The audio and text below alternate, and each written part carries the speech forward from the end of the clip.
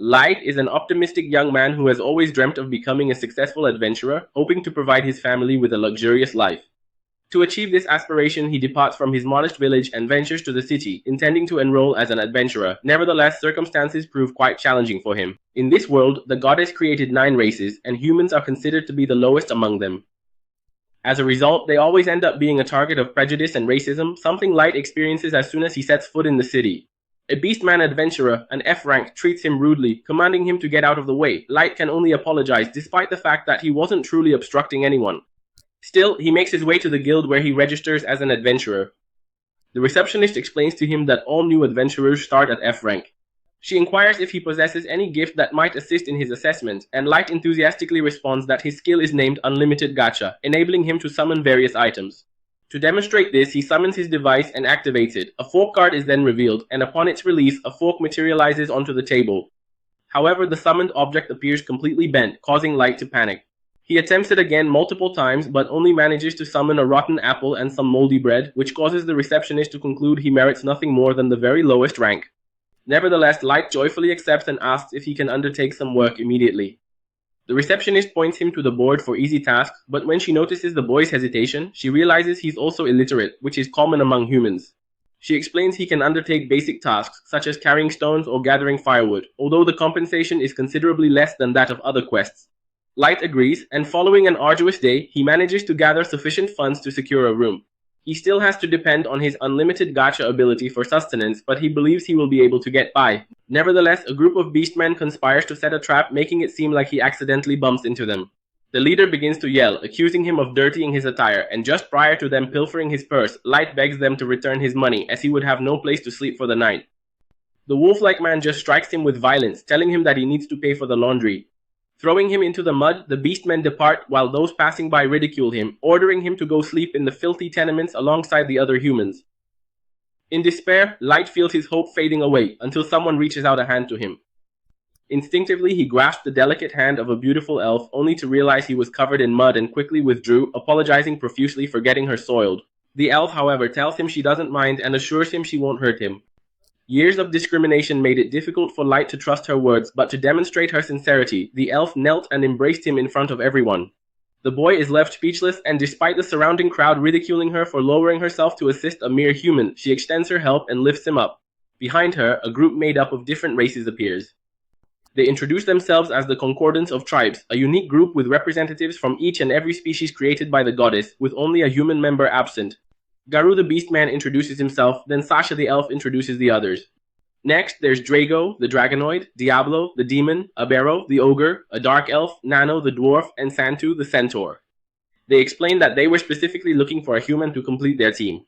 Shion further elaborates that the group's objective is to combat racism and establish a world where all individuals are afforded equal treatment and opportunities. Light can scarcely believe such generosity, yet he views this as a truly wonderful opportunity and chooses to join their ranks. They soon embark on adventures, but Light quickly proves to be the weakest link in the team. He constantly requires rescue from monsters by Drago and Sasha, who sternly warn him to be more cautious, as even a single strike could prove fatal for him. He offers his apologies, and Sasha even takes the time to examine him for any injuries, strongly recommending that he consistently stay behind the others.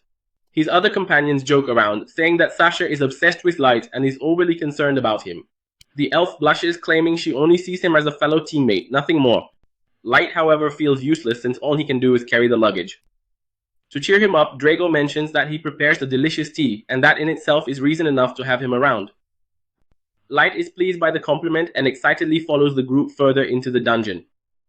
Eventually, they arrive at a spacious chamber featuring a single entry and exit point. They then conclude that this location is perfectly suited for putting their plan into action. Unaware of what's happening, Light starts making tea for everyone. That's when Drago approaches and tells him he's being kicked out of the group. Stunned, Light doesn't understand and asks what he did to get kicked out. Garu the Beastman explains that it is due to his lack of useful contributions. The rest of them began to insult him, labeling him useless and stupid, even Sasha, who now regarded him with utter contempt. One by one, they all humiliate him, not only as an individual but also as a representative of the entire human race, leaving Light completely devastated by their betrayal. Light initially thinks this is just some sort of cruel joke, but he's soon told that no one has the spare time to waste pulling pranks on an utterly useless piece of garbage such as himself. Confused, Light questions why they had been so kind to him up until that point. They coldly reply that their kindness was merely a facade, nothing more than an act. Drago explained that his superiors had taken notice of his unlimited gacha gift and had even considered that he might be a master. Because of that, they ordered the Concordance of Tribes to keep a close watch on him. However, once they realized his ability held no value and that he couldn't possibly be a master, they gave the signal to dispose of him. The one most relieved by the situation is Sasha. She admits feeling revulsion at the mere thought that, if Light truly were a master, she would have been compelled to marry him. The young man doesn't even understand what the word master means, but Drago ends the conversation saying they've already revealed more than they should and that they need to kill him before other adventurers show up. At that moment, Garou unleashes metallic predator-like claws and brutally slashes Light's face. The penny finally drops and Light grasps the severity of his predicament, understanding there's no escape from this snare. In a desperate attempt, he bolts as quickly as possible while the racist betrayers laugh mockingly and proclaim they won't permit his escape. Sasha fires an arrow that pierces his leg, causing him to fall and scream in pain. The elves mock him, declaring that the human screams are like sweet music to their ears. Garou decides to prolong the suffering, but Drago interrupts him, reminding him that they need to stage this as though it were a monster attack. Nevertheless, Garou prepares to deliver the final blow to Light, who can only crawl on the ground, clinging to his life with all his might. At that very instant, the ground beneath him starts to shine, unveiling a teleportation circle. Drago notices this and orders them to finish him off immediately, but before Garou can reach Light, the magic activates and transports him to another location. Despite his timely escape, Light's situation doesn't improve much. The random teleport drops him in an unknown area of the dungeon, and he knows that if he runs into a monster, it'll be the end for him. While crawling on the ground, he recalls his family and ponders what he could have possibly done to merit such a profound betrayal. He reflects on how everyone had initially appeared kind before they turned on him and stabbed him in the back, and he finally understands that all their behavior was merely a facade. Consumed by a growing fury, he channels his anger into fuel for survival, vowing that he will exact his revenge and literally rip each of them apart with his own hands. But just before he could continue to curse them, he suddenly heard a low growl echoing from right behind him.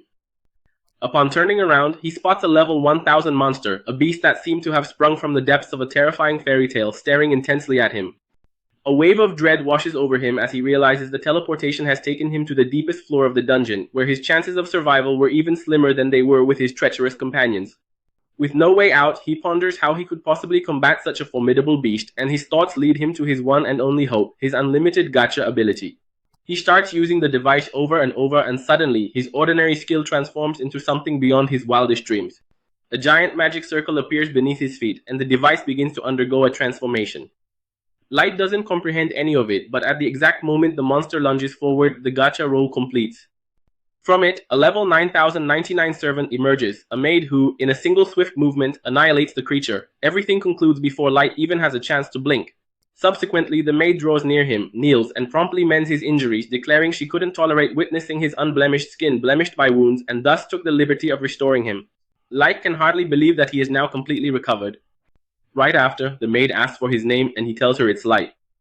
To his surprise, she is overjoyed by his answer, and following the maid's code of honor, swears to serve him until death. Light is caught off guard and says that's alright, but he requests that she at least share her own name first.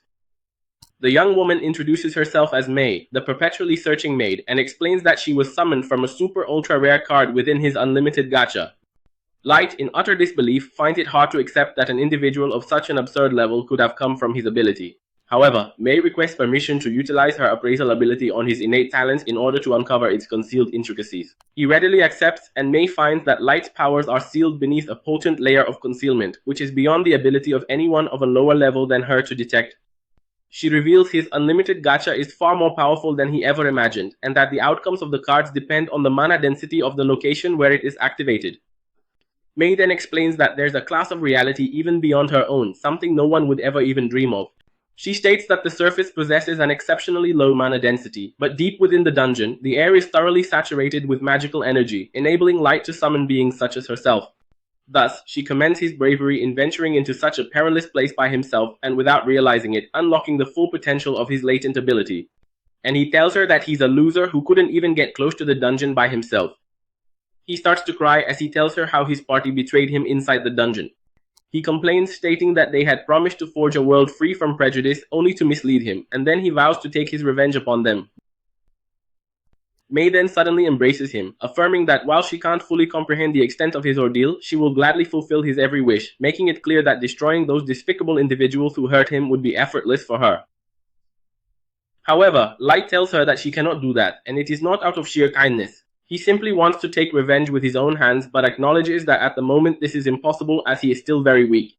He vows that he will make every single one of them suffer before he kills them. And Mei kneels before him once more, proclaiming that if he genuinely desires to grow strong enough to exact his vengeance, she will assist him along that journey.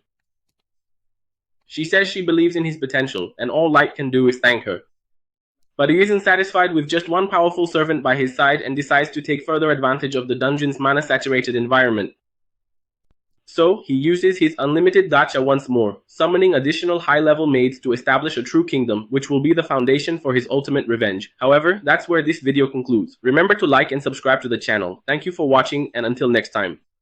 And from that point forward, 3 full years passed, during which our Light successfully built a magnificent empire, comprised of beautiful women, who adore him unconditionally.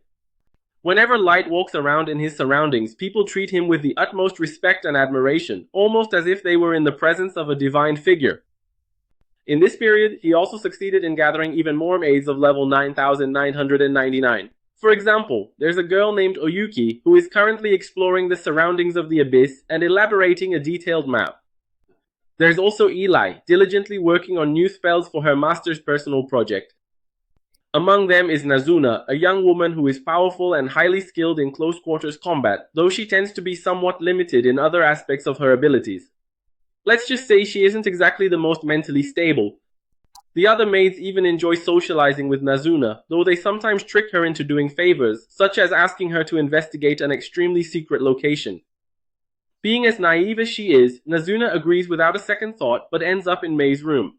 When Mei sees her, she asks what Nazuna is doing there. Nazuna replies that she was just patrolling the area, but then questions what Mei is doing in that very room. This visibly embarrasses Mei, as she has no convincing reply. Mei attempts to cover up her actions by claiming she was merely cleaning. This immediately raises Nazuna's suspicions, as the bed is completely disheveled, appearing as though Mei had been excitedly rolling around and sniffing the pillows. Mei, attempting to maintain her composure, states that there's nothing unusual about it, explaining it's simply her unique method of tidying the bed. She even comments that she could teach her, but that those are just professional cleaning secrets. This charms Nazuna, who begins to admire Mei even more. However, the girl also brings a message from the other maids. With much respect, they request Mei to stop monopolizing everything belonging to the master, as they too have the right to clean his chambers. They claim they don't wish her harm, but they genuinely hope Mei experiences a severe and agonizing bout of diarrhea. Nazuna, being innocent, doesn't grasp why they're wishing a curse upon her. However, Mei simply smiles and tells her not to fret, explaining it's just a minor domestic dispute. As a reward, Mei hands her some coins for her efforts, and Nazuna dashes away, absolutely beaming, making a beeline for the stalls that offer sweets and goodies. Indeed, that truly is her greatest delight. Later, she ends up finding Oyuki and asks why the girl isn't carrying out the inspection mission. Oyuki just meows in response, since she literally only speaks like a cat. In light of this, Nazuna begins to reply with gibberish and random noises, which profoundly irritates the cat girl, as the only person capable of understanding her language is Light, their master himself. The situation becomes even more amusing when Nazuna continues to insist on conversing, stating that despite Oyuki being summoned earlier, she is significantly more intelligent, mature, and potent, yet she also possesses a benevolent nature and a good heart for that very reason. If Oyuki ever requires assistance, she should seek her out. The exasperated cat girl finally speaks normally, expressing her gratitude and stating that she has completed her mission and already reported everything to Mei. Nazuna is surprised and outraged, as she realizes she could have been speaking normally the entire time. She playfully hits Oyuki before announcing that she's returning to patrol. Oyuki, meanwhile, remains confused and unsure of how to react. Nazuna then arrives at the throne room to check if everything is in order.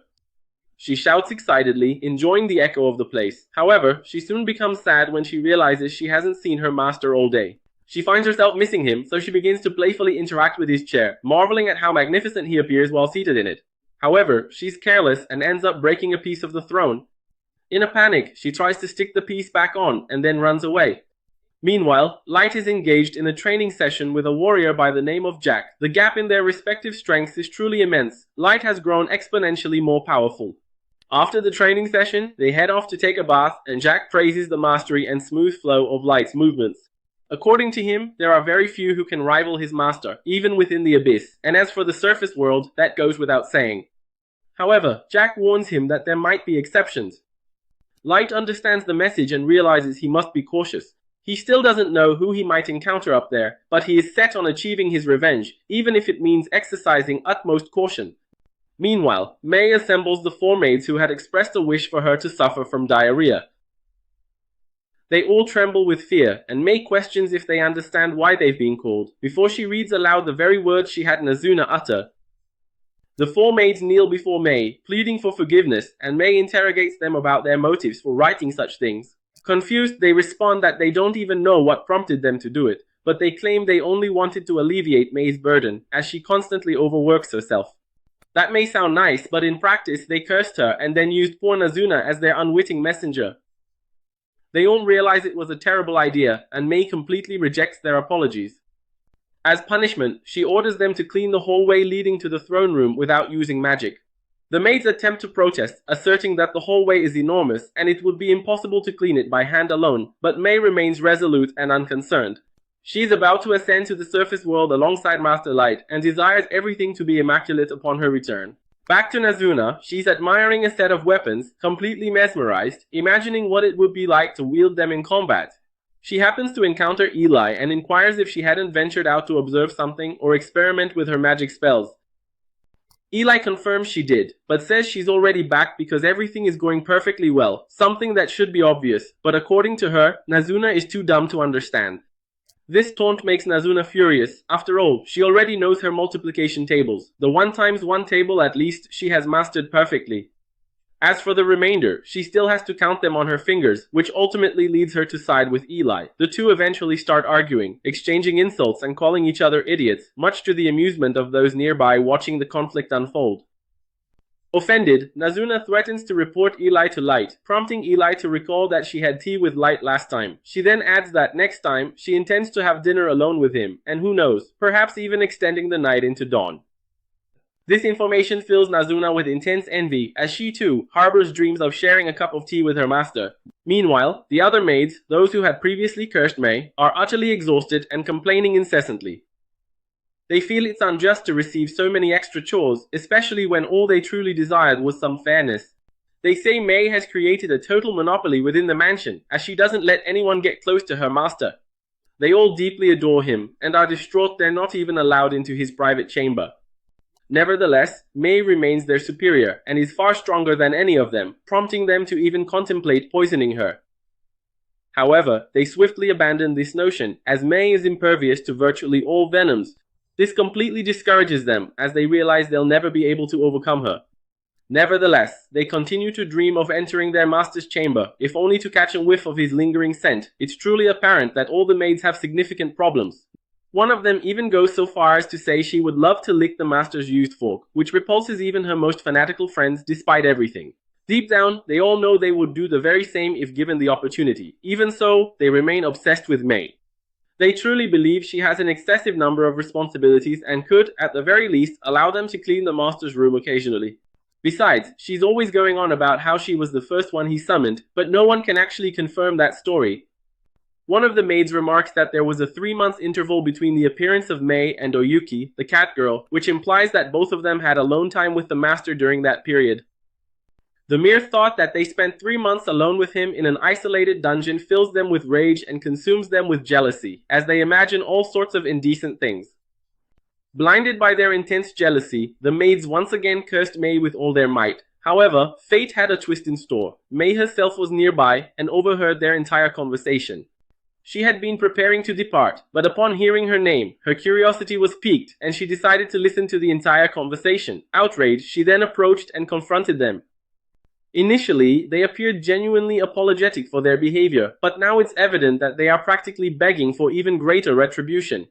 The maids fall into a panic, swearing their eternal loyalty, and one of them even goes so far as to say she'd be willing to be treated like a dog if it meant being forgiven. May, however, remains completely serious and unfazed. To clarify matters, May explained that for the entire 3-month period before Oyuki's arrival, Light had diligently immersed himself in studying the ancient writings to master the various combat arts. Therefore, none of the indecent activities they imagined had ever transpired during that time. May confesses that she had actually returned to apologize for being overly strict with the previous punishment, but witnessing such absurdity, she reconsiders her decision. She states that if they have enough time to gossip and curse others, they will certainly have plenty of time to clean the throne room once again, and strictly without the use of magic. The maids fall silent, terrified, but they have no other choice. 3 hours later, the maids find themselves back to scrubbing the floor and drying the air with their bare hands, grumbling incessantly. Suddenly, by sheer accident, one of them shatters the very same section of the throne that Nazuna had damaged earlier. Meanwhile, Nazuna herself is calm and tranquil, resting in her bed after an arduous day of patrol. Thanks to her efforts, peace prevails for yet another day. However, she's still sad that she hasn't seen her master since the morning. She deeply misses him, harboring dreams of accompanying him on his surface world adventures, fighting valiantly by his side. Still, all she can do is wait patiently for his return, and with the dawn of the next day, this very wish finally starts to come true for her. Light walks in while the girls are arguing as usual, and he is very happy to see them. However, he is not nearly as happy as they are to see him. Light unintentionally overspoils the cat girl because she resembles a cat, causing jealousy among the others and making them want to throw themselves at him. However, at that very moment, the same beast from last time appears. Fear grips Light, our protagonist, but each of the girls takes a stand to pulverize the monster. They won't forgive anyone who tries to harm their master, though just eliminating it would be too easy. They'd rather torture it and exterminate every last one of its kind in the entire world. Their auras and ferocity are so intense that the beast starts to behave just like a regular little puppy. Light then calms down and declares that this is quite enough.